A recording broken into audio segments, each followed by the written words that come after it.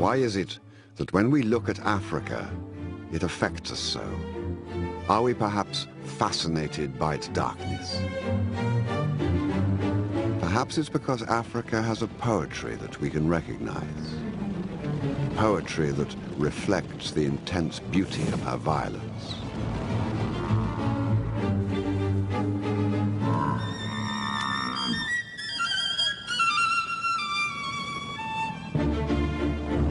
Perhaps it's because we originated here that we understand these things.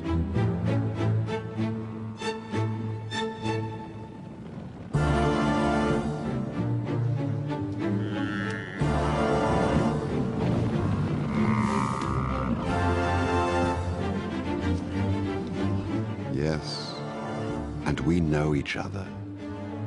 We have agreed to meet like this before, once and once again.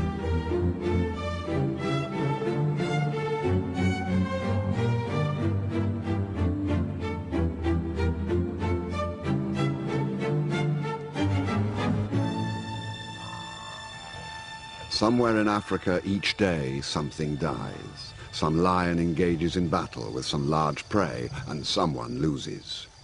It is the lifeblood of what makes this place survive. Nature's paradox. In the northern reaches of Botswana, there is a behavior emerging that could be new or an echo from the past. It could be a remnant of a time when mammoths may have ruled the earth but still fought for their lives against the stabbing fangs of saber-toothed cats.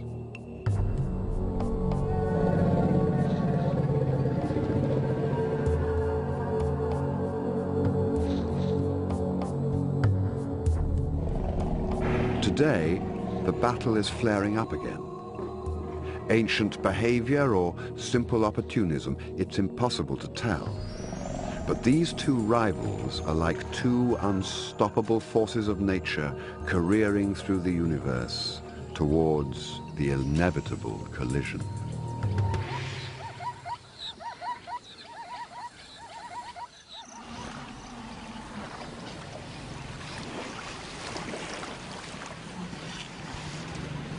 The modern-day eruption of this conflict started at the season change. The rains sent the elephants heading south as usual, caught up as they are in their perpetual dance at the whim of the seasons. These are some of the greatest herds that move across some of Africa's largest wildernesses.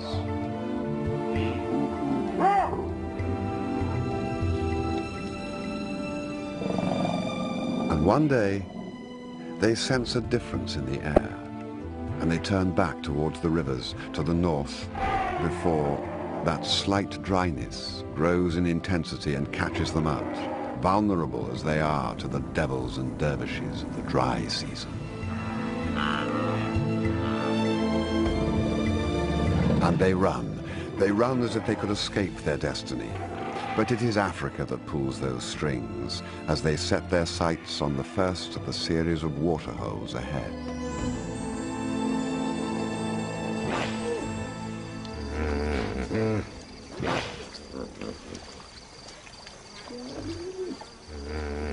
On the fringes of this lake, an unusual pride of lions has been breeding, within earshot of a large herd of hippos. Lions usually run from hippos, but at this age, they don't yet know what they can't do, so they'll try anything. They're still unsure of themselves. But tonight, they will test themselves against the magic of these fearful beasts that grunt their way through the darkness.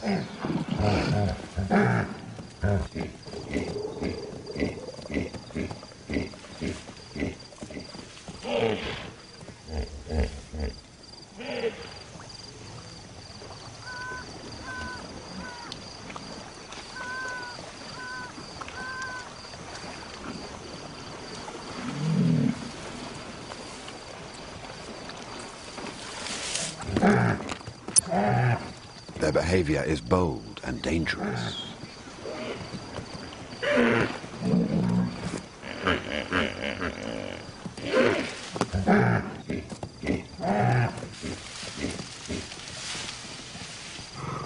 They're still uncoordinated, just cubs really, out playing. But when the older brothers arrive, the game changes.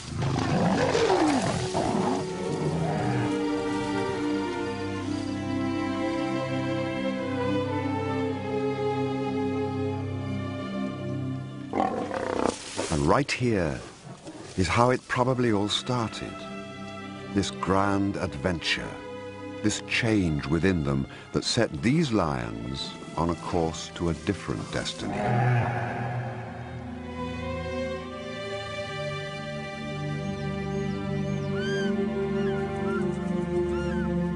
Gentle the touch that wakens you from your dreams, softly the shape that steals the light. You are new now, but the shadows will dance within you. It is their time now, but this moment of fulfillment is about to be eclipsed.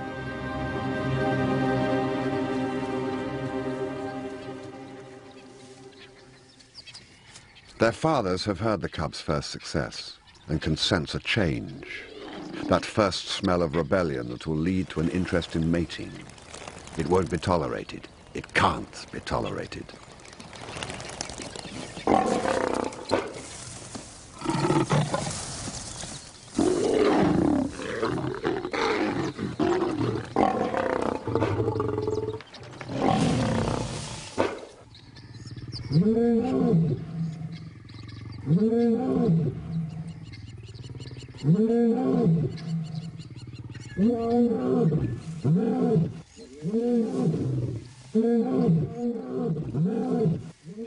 And as they roar their displeasure, the cubs scatter into the bush, their lives shattered by this attack that suddenly rained down upon them.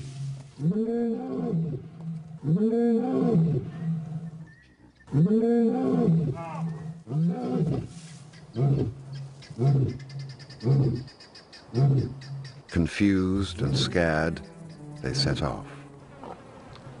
Every lion cub goes through exactly the same traumatic process at this age. Their choice is now simple: leave or confront the teeth and claws of their own fathers.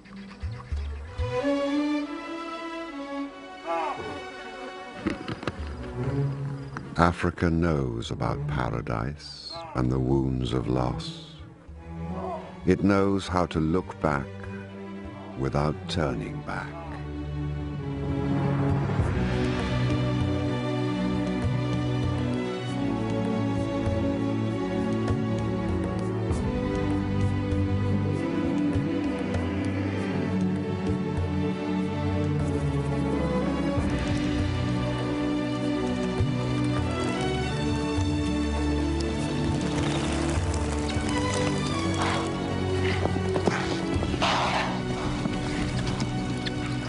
Today, as you look at the sun and the moon, see them as the ones who know that a hungry belly is a wild thing. Strands of connectivity run through Africa, linking waterholes, elephants, and the patient waiting of lions. They appear one day following a herd of buffalo. The similarities to hippo have not gone unnoticed.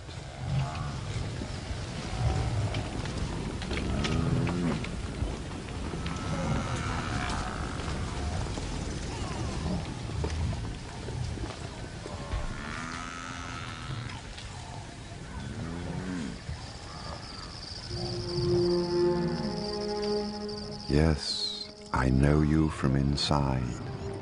Different, but the same. We have agreed to meet like this before. It's their chance, one of their last. A test how well they have learned their lessons.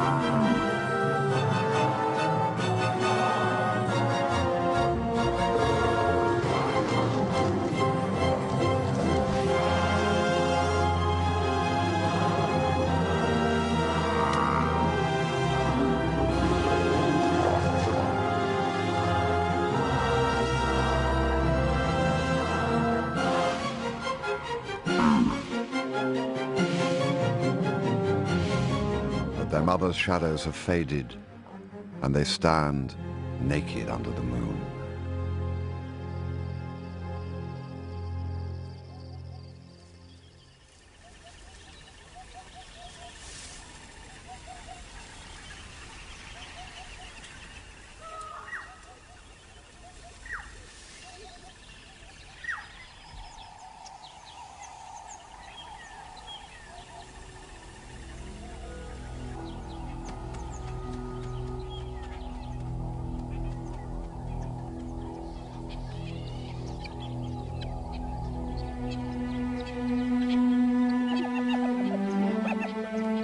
Africa comes at you from both sides. It is a golden ray of light and a dark sloping shadow. It has the power to abandon pretenses and the humor to play with your body.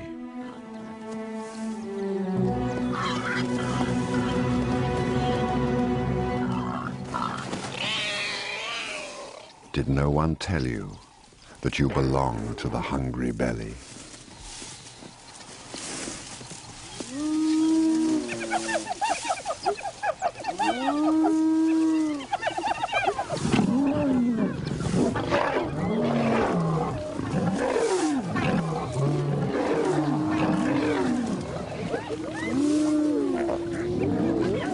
The battles between these two predators have been going on for millennia.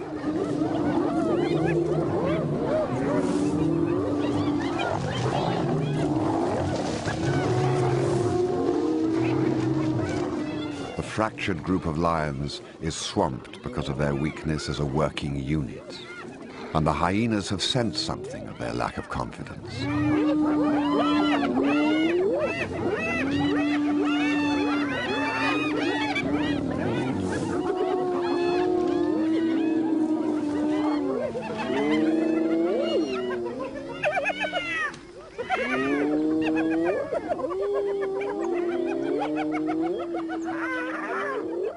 As they move away, shaken by the hyena attack, they step right into another conflict, one they will have to learn to deal with as they move further east across the more prominent elephant paths.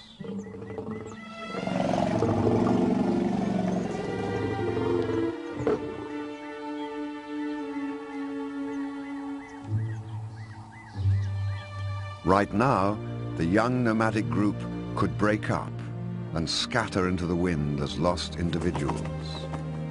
But the large lioness, who so often takes the lead, starts to greet and reassure the others.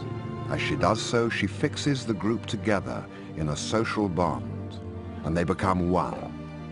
At last, a pride of lions. But one day, through the haze of failure in this desolate landscape, the large lioness sees signs. The tracks of which gods are those walking inside me? Are they from the fire or the flood? Are they the ones who wait for me? And is this my map of blood? Is this my destiny?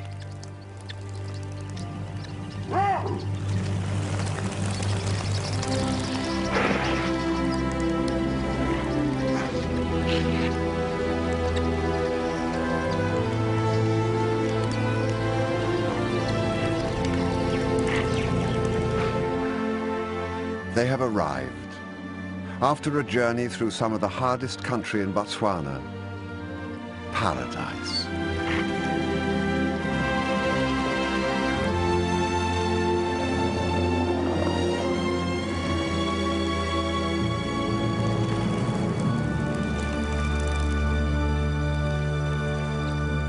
And this time, they don't seem to care if their arrival sends shockwaves around them. This time, perhaps, they have come too far to give up.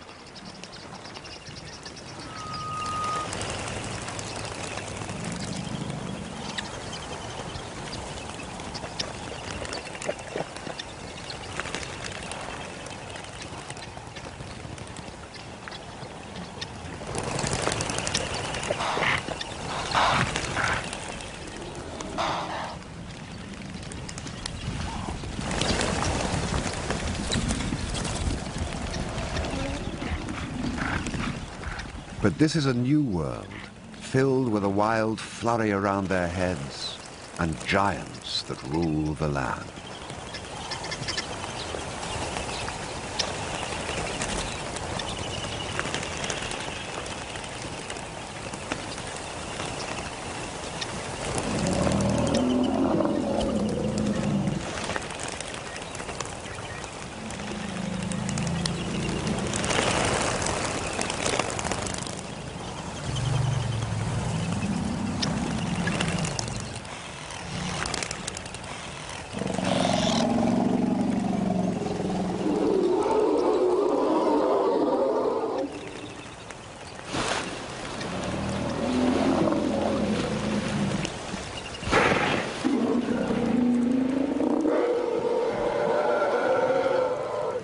But as they infiltrate the space around the water and calm returns, the real opportunities emerge in front of them, the real value of being masters of this waterhole.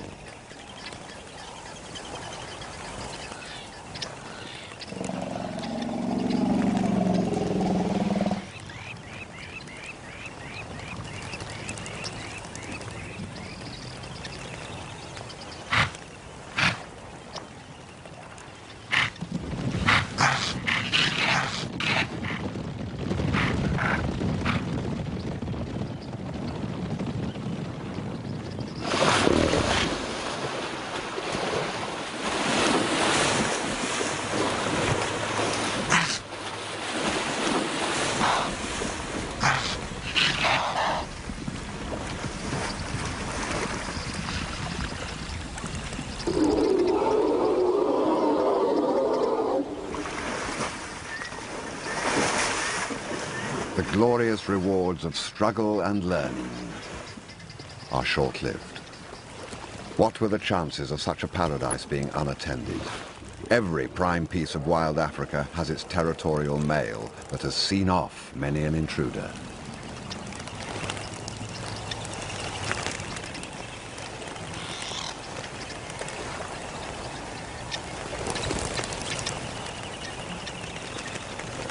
He has fought hard for possession and struts the confidence of old victories. He seems to miss the fact that the female has the scent of a nomad on her soul. His brother may be less distracted. But he's not. These males rule together, like most across Africa, in pairs, so that their roars can confuse and their claws can slash together in their defense. But between these two, there is an uneasy alliance, and she senses it. Driven by hunger and the flush of success, she tries to slip in unnoticed. It is a reckless move.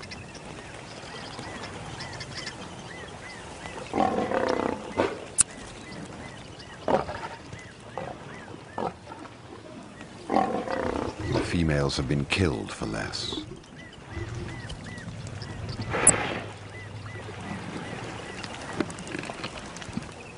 And it is only as the meat settles in their bellies that they notice that the nomads are not of their own pride of females.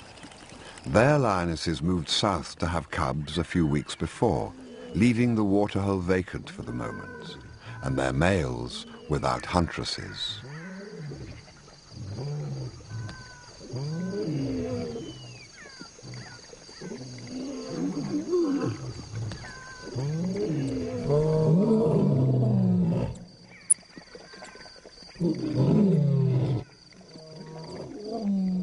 Darkness is no place to hide from a male lion. Their tolerance has already been stretched.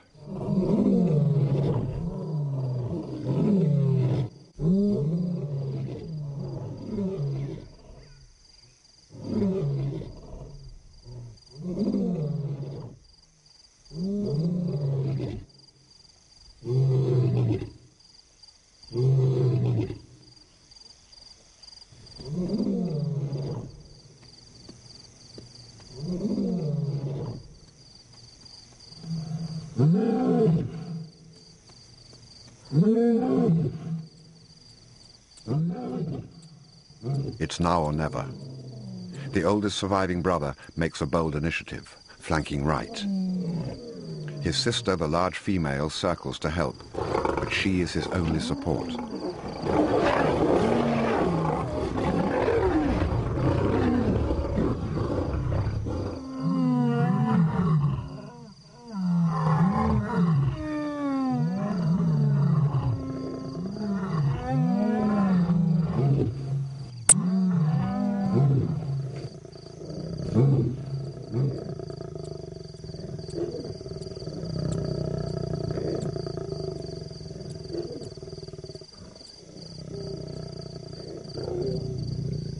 She is isolated and helpless.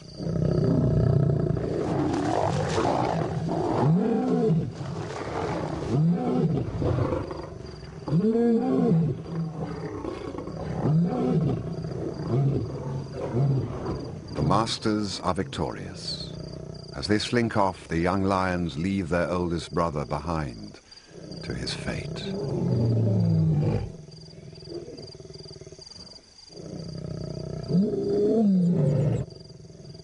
He is never seen again after this night. Another casualty of Africa's indifference.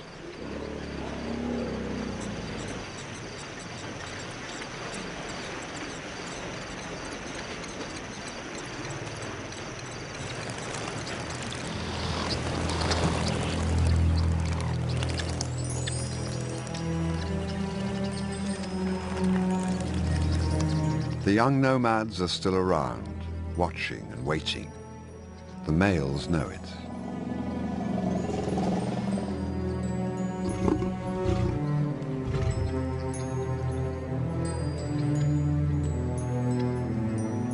The old bulls look down at these stubborn cats and test their will.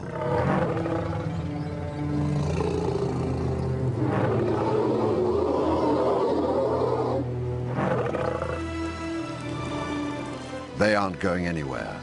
They are the owners here. And what the young nomads see is the beginning of a storm brewing in this show of defiance between these enemies, the ultimate of enemies, the largest and the fiercest, the grey and the gold.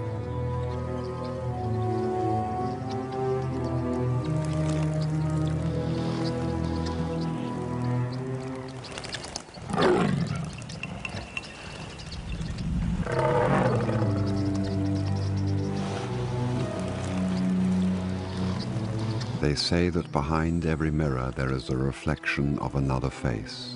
It is the same with water, that ancient place where twins compete for the same thirst. They say it is a place where grey and gold meet, and that it knows the shape of hunger, but it really only knows its own color. Red.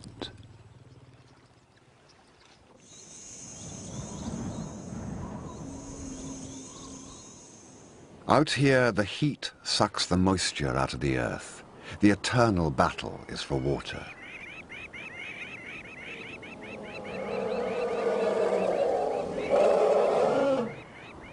The body cries out for life. The mind weeps to succumb, to rest, to be still, to avoid that extra step in the heat that drags at your lungs and fogs the mind. The elephants find a small resource of minerals under the earth, as if by magic.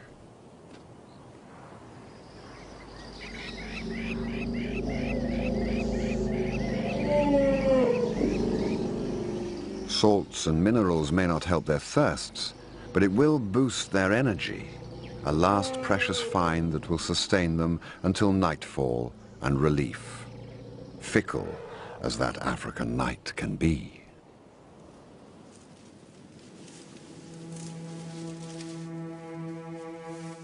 Africa comes at you from both sides, like the sun that dreams through the twilight and the moon that creaks through your soul.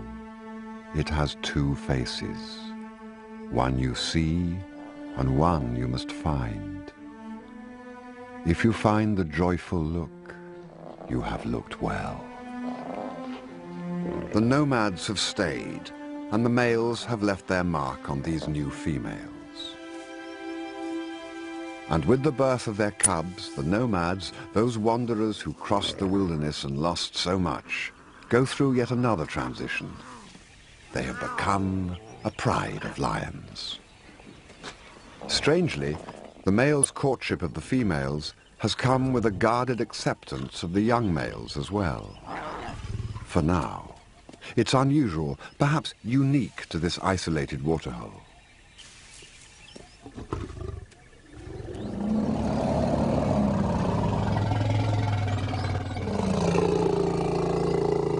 And the elephants keep streaming in from the forests. Each day the sun gets hotter and hotter, and the numbers at the waterhole swell all the time. The new cubs take it all for granted. They know nothing different. From birth they have dazzled and played in amongst the legs of giants, an echo of what their mothers grew up with in the land of the hippos. The familiarity takes seed and starts to grow.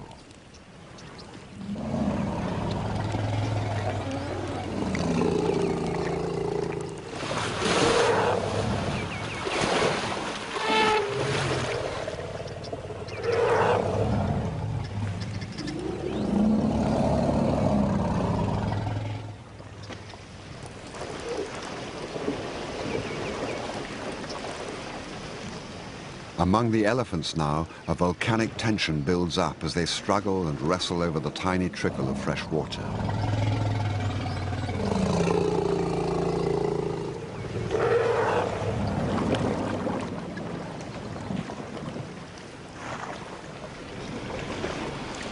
The fighting is inevitable.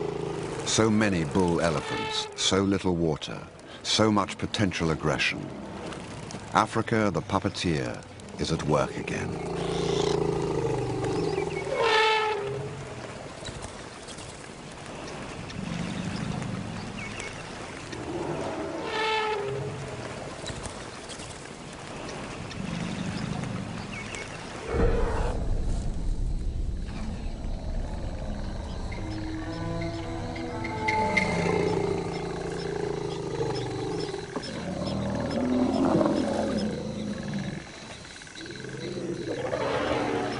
There is a quiet waiting, watching, and an acknowledgement of opportunity when change blows in from the horizon.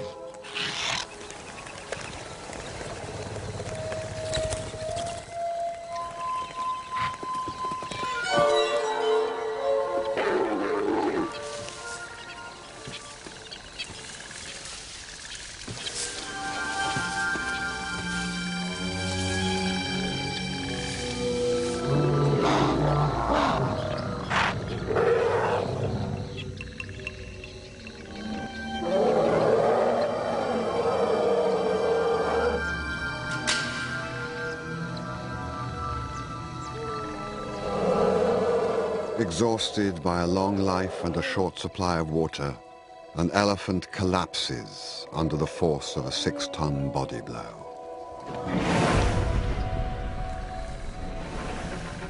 He gives up that drive to fight for water, for space, for life.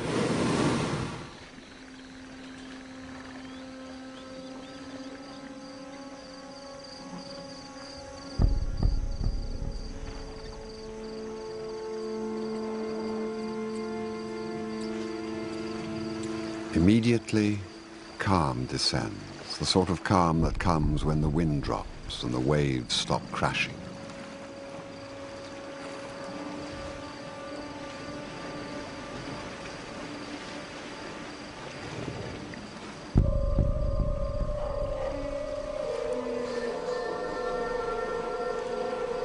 The other bulls go quiet too, like ghosts before their time, silently drinking their last mouthfuls of water before the moon catches them out, before time catches them out, before the tolling of the last bell.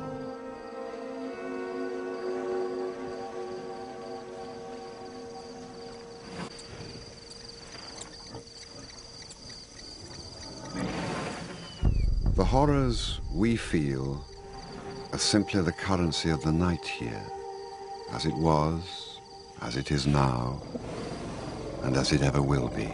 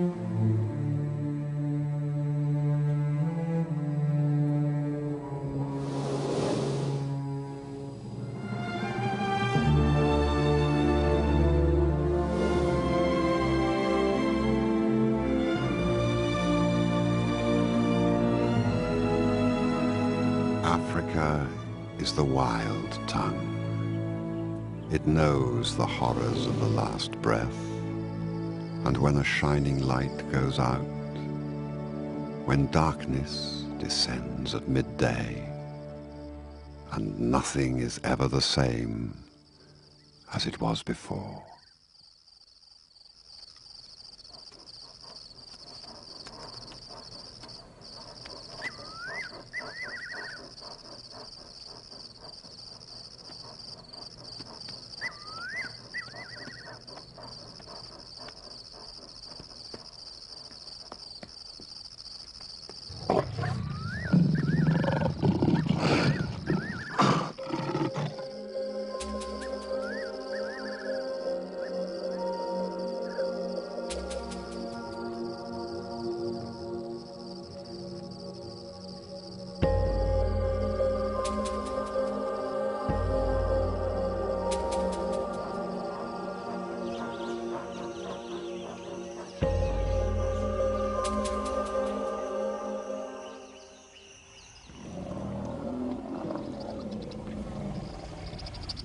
The next change is in the last part of the dry season.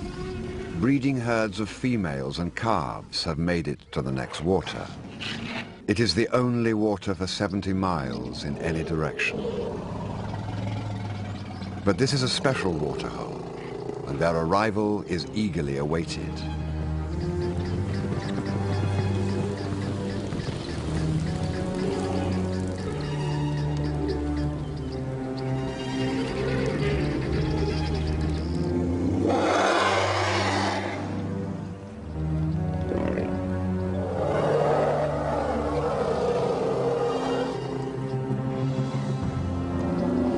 Over the past 20 years, this waterhole has seen more and more elephants arrive each season.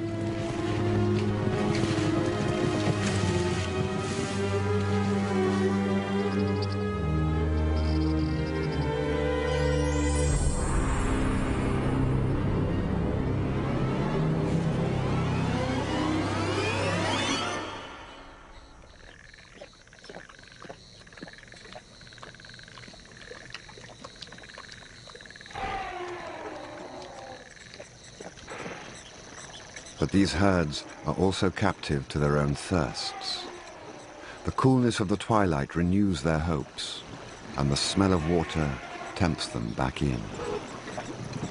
They steal in under cover of darkness.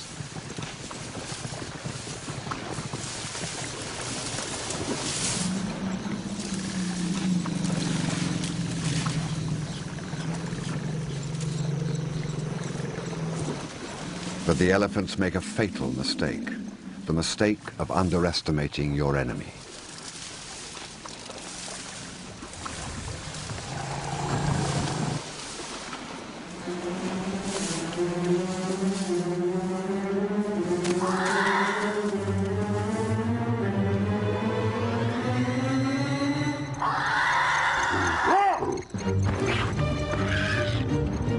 Tonight, feel the blurred edge between grey and gold, and say no to the urge to look away or to take sides, but give with both eyes. Tonight the elephant world is ripped apart.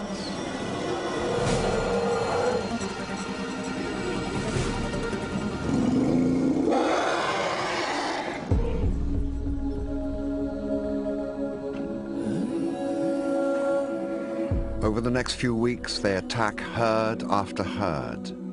In the dark, the mothers have only one instinct, to look after their youngest and hope that the older calves can fend for themselves. Many can't.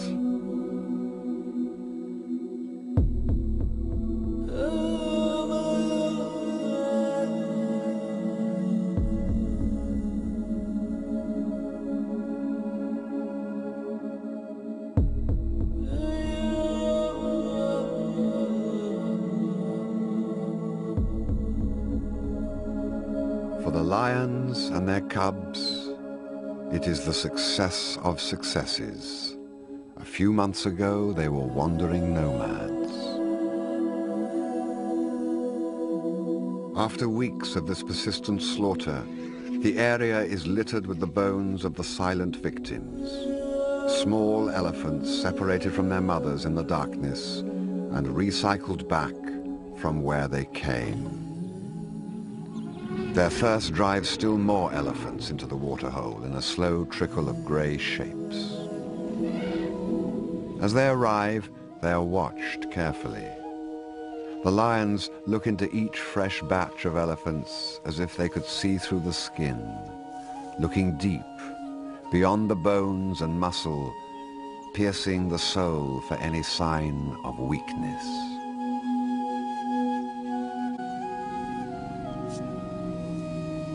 And what they smell must be an assault on their senses.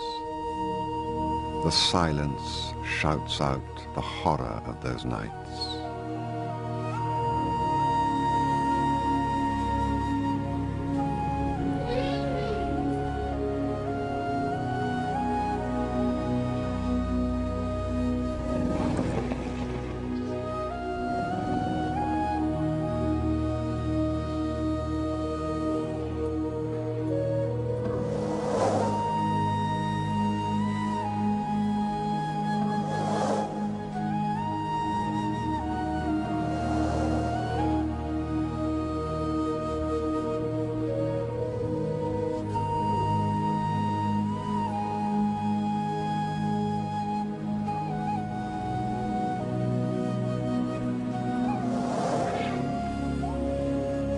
when they left you on the ground, sky wept and soul poured out.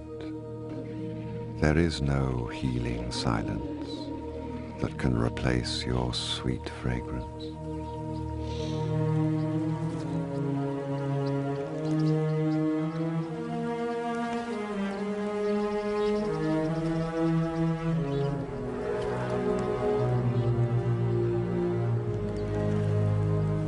But they must drink at all costs. It's the last of it, and the bitter smell of bones discarded and scattered around their feet enrages them.